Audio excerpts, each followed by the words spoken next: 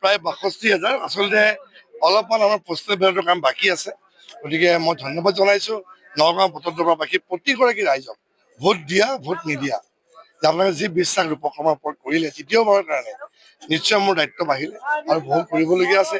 নগাঁও ভোটৰদবা সমষ্টিত যোৱা সময়ছোৱাত প্ৰতিটো দিন প্ৰতিটো মুহূৰ্ত ৰাইজৰ কাৰণে যেতিয়া কাম কৰি গৈছিলোঁ এটা দিনো জিৰণি নোলোৱাকৈ, আৰু তাৰ ফল ইতিমধ্যে পাইছোঁ। আৰু মই আশা কৰিছোঁ যে এই ধৰণৰ যি মৰম আৰু আশীৰ্বাদ মই কেতিয়াও পাহৰিব নোৱাৰোঁ। মই ধন্যবাদ জনাইছোঁ যে বিজেপিৰ নিচিনা এটা বৃহৎ দলে তৃতীয়বাৰৰ কাৰণে প্ৰাৰ্থিত্ব প্ৰদান কৰিছে এটা বিশ্বাসত ৰাখি, আৰু সেই বিশ্বাস নগাঁওবাসী ৰাইজে যি ধৰণে দেখুৱাই দিলে যে প্ৰায় ৬২,০০০তকৈ বেছি ভোটত ইতিমধ্যে আমাৰ জয়লাভ কৰোৱাই, যদিও ইতিমধ্যে ফলাফল যিটো অফিচিয়েলি বাকী আছে তথাপি ইতিমধ্যে আমাৰ প্ৰায় গণনা শেষ হৈছে। গতিকে মই ধন্যবাদ জনাইছোঁ কেন্দ্ৰীয় নেতৃত্ব, অসমৰ মাননীয় মুখ্যমন্ত্ৰী ডক্টৰ হিমন্ত বিশ্ব শৰ্মা ডাঙৰীয়া, ৰাজ্যিক সভাপতি দিলীপ শইকীয়া ডাঙৰীয়াকে প্ৰত্যেকগৰাকী আমি নেতৃস্থানীয় ব্যক্তি, আৰু আটাইতকৈ মোৰ সেৱাৰ থলী নগাঁও ভোটৰদবাসী ৰাইজ। আপোনালোকে মোক যথেষ্ট মৰম দিছে, আশীৰ্বাদ দিছে। আপোনালোকৰ এই মৰম আশীৰ্বাদ মই কেতিয়াও মই অথলে যাবলৈ নিদিওঁ। যি বিশ্বাস মোৰ ওপৰত ৰাখিছে মই অটুট ৰাখিম, আৰু কৰিবলগীয়া আছে যাতে প্ৰত্যেকে যাতে নগাঁওখন লৈ পেলাই গৌৰৱ কৰিব পাৰে। আমাৰ নগাঁও আমাৰ গৌৰৱ। নগাঁও ভোটৰবাসীয়ে যথেষ্ট ভোট ৬২,০০০ ভোটত আপোনাক ইতিমধ্যে জয়ী কৰাইছে, গতিকে তেওঁলোকক উদ্দেশ্যি আপুনি কি ক'ব বিচাৰে? মই প্ৰথমতে নগাঁও ভোটৰদবাসী মোৰ সেৱাৰ থলী ৰাইজক সকলোকে মই ধন্যবাদ জনাইছোঁ, সেৱা জনাইছোঁ। আপোনালোকে যি ধৰণে মোক মৰম আশীৰ্বাদ দিছে মই কেতিয়াও পাহৰিব নোৱাৰোঁ। যি বিশ্বাস আপোনালোকে মোৰ ওপৰত ৰাখিছে মই সেইখনে মই পালন কৰিম। যি ধৰণে যোৱা সময়ছোৱাত প্ৰতিটো দিন প্ৰতিটো মুহূৰ্ত ৰাইজৰ মাজত আছিলোঁ, আৰু আগন্তুক সময়তো আপোনালোকৰ মাজত থাকি মই কাম কৰি যাম, আৰু তাৰে চাগে এটা ফল পাইছোঁ। কাৰণ মই এটা দিনো কেতিয়াও জিৰণি নলওঁ, প্ৰতিটো মুহূৰ্ত ৰাইজৰ লগত থাকোঁ, ৰাইজৰ কাৰণে কাম কৰোঁ। কেতিয়াবা যদি ৰাতি শুওঁতেও কেৱল এটাই চিন্তা কৰোঁ যে আৰু কি কৰিব পাৰি, নগাঁওখন আৰু কেনেকৈ আগবঢ়াই নিব পাৰি, আৰু সেই ধৰণে নগাঁওখন আগবঢ়াই নিছোঁ। নগাঁওখন যাতে সকলোৱে যাতে গৌৰৱ কৰিব পাৰে, আমাৰ নগাঁও আমাৰ গৌৰৱ। তাৰ ফলস্বৰূপে প্ৰতিটো মুহূৰ্ত জানে আপোনালোকে, প্ৰথমবাৰ নিৰ্বাচন খেলাৰ পৰা দ্বিতীয়বাৰ তৃতীয়বাৰ সদায় উন্নয়নে আমাৰ লক্ষ্য, প্ৰগতি আমাৰ পথ, আৰু উন্নয়নৰ যি ধাৰা এই ধাৰা আমাৰ অটুট থাকিব, আগবঢ়াই নিম। আৰু পুনৰবাৰ কৈছোঁ যে আমি যিমান পাৰোঁ নগাঁওখন অসমৰ ভিতৰত আমি যিমান পাৰোঁ আগুৱাই নিব। বিজেপি চাওক, যোৱা সময়ছোৱাত মাননীয় মুখ্যমন্ত্ৰী ডক্টৰ হিমন্ত বিশ্ব শৰ্মা ডাঙৰীয়াই তেওঁৰ নেতৃত্বত ৫টা বছৰত যিমানখিনি কাম কৰিলে, উন্নয়নমূলক কামেই হওক, আঁচনিৰ পৰা আৰম্ভ কৰি প্ৰতিটো মুহূৰ্তত যিমানখিনি কষ্ট কৰিলে, আমি দেখা পাইছোঁ যে মুখ্যমন্ত্ৰী মহোদয়েও ৫টা বছৰত কিন্তু এটা দিনো জিৰণি নোলোৱাকৈ কেৱল ৰাইজৰ কাৰণে উৎসৰ্গিত কৰিছে, আৰু তাৰ আজি ফল অসমত দেখা পাইছোঁ।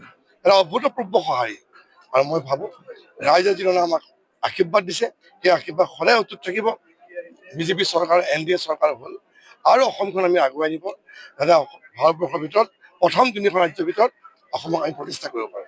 নগাঁৱৰ ভোটৰদবাৰ কাৰণে আৰু নতুন কেনেধৰণৰ মই আটাইতকৈ সুখী মই এইকাৰণে যে গুৰুজনাৰ জন্মস্থান ভোটৰদবাৰ নিচিনা এটা ঠাই আমাৰ সমষ্টিত অন্তৰ্ভুক্ত হৈছে। ইতিমধ্যে বহু কাম আমাৰ যোৱা চৰকাৰখিনি কৰি থৈ গৈছে, আৰু আগন্তুক সময়ত আৰু কাম কৰিবলগীয়া আছে।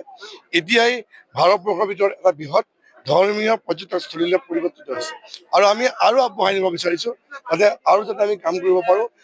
ভাৰতবৰ্ষৰ ভিতৰত যাতে নগাঁও সদায় জিলিকি থাকে। জনাইছোঁ নগাঁও ভোটৰদবাসী ৰাইজলৈ যি ধৰণে মৰমৰ আশীৰ্বাদ দিছে, দায়িত্ব বহুত বাঢ়িল, আগতকৈ বহুত কাম কৰিবলগীয়া আছে। পুনৰবাৰ ৰাইজক মই ধন্যবাদ জনাইছোঁ, আৰু বিশেষভাৱে ভাৰতীয় জনতা পাৰ্টীৰ নিচিনা এটা বৃহৎ দলে তৃতীয়বাৰৰ কাৰণে আমাক যি প্ৰাৰ্থিত্ব দিলে তাৰ কাৰণে মই আমাৰ প্ৰতিগৰাকী আমাৰ কেন্দ্ৰীয় নেতৃত্ব হওক, অসমৰ মুখ্যমন্ত্ৰীৰ পৰা ৰাজ্যিক সভাপতিৰ পৰা প্ৰতিগৰাকী ব্যক্তিক মই ধন্যবাদ জনাইছোঁ। মনত ভাৱ আছিলে, তাৰমানে যি ধৰণে যোৱা 5টা বছৰ আৰু তাৰ আগৰ 10টা বছৰ ৰাইজৰ মাজত যি ধৰণে আছিলোঁ, প্ৰতিটো মুহূৰ্তত ৰাইজৰ কাৰণে সুখে দুখে অনবৰতে লগত আছিলোঁ, আৰু মোৰ বিশ্বাস আছিলে নগাঁওবাসী ৰাইজৰ মাজত ৰাইজে আশীৰ্বাদ কৰিব, মৰম কৰিব, ভবা ধৰণে ৰাইজে ভোট প্ৰদান কৰিছে, যাৰ ফলত আপুনি গম পাইছে প্ৰায় 62,000 ভোটত অলপমান আমাৰ কাউণ্টিং বাকী আছে, পোষ্টেলৰ অলপ বাকী আছে, হয়তো সেই ধৰণে আমি ভোটৰ সমীক্ষা আমি আশা কৰিছোঁ। আমাৰ ইতিমধ্যে কাউণ্টিং শেষ হৈছে, গম পায় আপোনালোকে। আমাৰ 18 ৰাউণ্ড আছিলে, 18 ৰাউণ্ড আমাৰ EVM আমাৰ শেষ হ'ল। এতিয়া কেৱল পোষ্টেল বেলটৰ কিছু কাম বাকী আছে, সেইখিনি হোৱাৰ লগে লগে যিটো আপোনাৰ আচল যিটো সংখ্যা আপোনাক আমি দিব পাৰিম। ৰাজনৈতিক সমীক্ষকে বহু বেছি ভোটত জয়লাভ কৰিলে এই মুহূৰ্তত নগাঁও বতৰবাসী ৰাইজক কি ক'ব? নগাঁও বতৰবাসী ৰাইজক মই ধন্যবাদ জনাইছোঁ। নতুনকৈ যেতিয়া আমাৰ সমষ্টি পুনৰ নিৰ্ধাৰণ হ'ল, সমষ্টি পুনৰ নিৰ্ধাৰণ হোৱাৰ পিছত মই ৰাইজৰ ওচৰলৈ গৈছিলোঁ। নতুনকৈ যেতিয়া গৈছিলোঁ ৰাইজৰ ওচৰত চিনাকি হৈ পেলাই প্ৰত্যেকৰ লগত যিটো ধৰণৰ সমন্বয় ৰাখিছিলোঁ, চবেই ৰাইজে আমাক আঁকোৱালি লৈছিলে আৰু যি ধৰণে আশা কৰিছিলোঁ সেইমতে ভোট ৰাইজে আমাক দিছে, মৰম দিছে, আশীৰ্বাদ দিছে। ৰাইজক মই কৈছোঁ যে আপোনালোকে যি ধৰণে আশা কৰি ৰূপক অসমক আপোনালোকে তৃতীয়বাৰৰ কাৰণে জিকাইছে বা আগবঢ়াই দিছে, আপোনালোকৰ আশা আমি পূৰণ কৰিম আৰু যি বিশ্বাস আপোনালোকে আমাৰ পৰা ৰাখিছে সেই বিশ্বাস মই অটুট ৰাখিম। মই বহুত দায়িত্ব বাঢ়িছে আৰু 5 বছৰ যিহেতু প্ৰথমবাৰ যেতিয়া মই ইলেকশ্যন খেলিছিলোঁ 2016 চনত যিমান ভোটত জিকিছিলোঁ তাতকৈ 2021 চনত আমি ডাবল হ'ল আৰু এইবাৰ দেখা পাইছে আপোনালোকে এটা বৃহৎ সংখ্যক অভিলেখ হ'ল। গতিকে ৰাইজৰ যিটো বিশ্বাস আমাৰ ওপৰত অগাধ বিশ্বাস, এয়া মই নিশ্চয় ৰাইজৰ কাৰণে মই কাম কৰি যাম। পুনৰবাৰ নগাঁও বতৰবাসী ৰাইজৰ প্ৰত্যেকগৰাকী ভোট দিয়া ভোট নিদিয়া সকলোকে মই ধন্যবাদ জনাইছোঁ। আৰু আমাৰ নগাঁও আমাৰ শ্লোগান আমাৰ গৌৰৱ জানে আপোনালোকে প্ৰতি মুহূৰ্তত এটাই আমাৰ সদায় থাকে, উন্নয়নে আমাৰ লক্ষ্য, প্ৰগতি আমাৰ পণ। আমাৰ নগাঁও আমাৰ গৌৰৱ। প্ৰতিগৰাকী নগাঁৱে যাতে নগাঁওখনৰ পৰা যাতে গৌৰৱ কৰিব পাৰে তাৰ কাৰণে দিনে নিশাই চিন্তা কৰিছিলোঁ। ৰাতি শুওঁতেও চিন্তা কৰিছোঁ আৰু কি কৰিব পাৰি। ৰাইজে যেতিয়া কিবা এটা মোক কয় কেনেকৈ এইটো মই সফলভাৱে ৰূপায়িত কৰিব পাৰোঁ, দিনে নিশাই তাকে চিন্তা কৰি থাকোঁ। আপোনালোকে গম পায় যে মই এটা দিনো মই অবাবত নষ্ট নকৰোঁ। প্ৰতি মুহূৰ্তত কেৱল ৰাইজৰ কাৰণে আৰু ৰাইজৰ কাৰণে জীৱনটো উৎসৰ্গিত। গতিকে আগন্তুক ৰাইজক মই পুনৰবাৰ কৈছোঁ যে আৰু বহুত কৰিবলগীয়া আছে আৰু কৰি যাম। ৰাইজে যাতে প্ৰতিটো মুহূৰ্তত গৌৰৱ অনুভৱ কৰিব পাৰে আমাৰ নগাঁও আমাৰ গৌৰৱ বুলি। মুখ্যমন্ত্ৰীগৰাকী আহোঁতে ইয়াত যেতিয়া আহিছিলে নিৰ্বাচনী চলাবলৈ তেওঁ কৈছিল যে এক্সপ্ৰেছ হাইৱেৰে সংযুক্ত কৰা হ'ব। নগাঁও গুৱাহাটীৰ মাজত মুখ্যমন্ত্ৰী ইতিমধ্যে এক্সপ্ৰেছ হাইৱে ঘোষণা কৰিছে। এক্সপ্ৰেছ হাইৱেটোতো হ'ব, ৰাইজৰ কাৰণে যাতায়াতৰ সুবিধা হ'ব, কম সময়ত গুৱাহাটী পাবগৈ। কিন্তু তাতকৈ ডাঙৰ কথা হৈছে এক্সপ্ৰেছ হাইৱেদি আমি কেনেকৈ পেলাই ডাঙৰ ডাঙৰ বৃহৎ অনুষ্ঠান প্ৰতিষ্ঠান বা ইণ্ডাষ্ট্ৰী আমি নগাঁৱলৈ কঢ়িয়াই আনিব পাৰোঁ, এইটো আমাৰ এটা লক্ষ্য থাকিব। গতিকে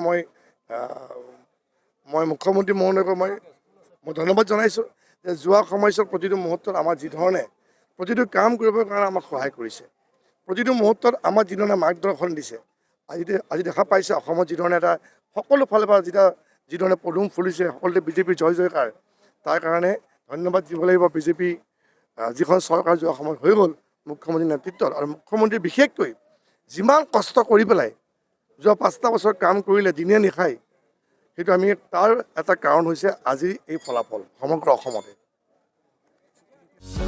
যিকোনো খবৰৰ বাবে যোগাযোগ কৰক আমাৰ এই নম্বৰত 9181 307 2221।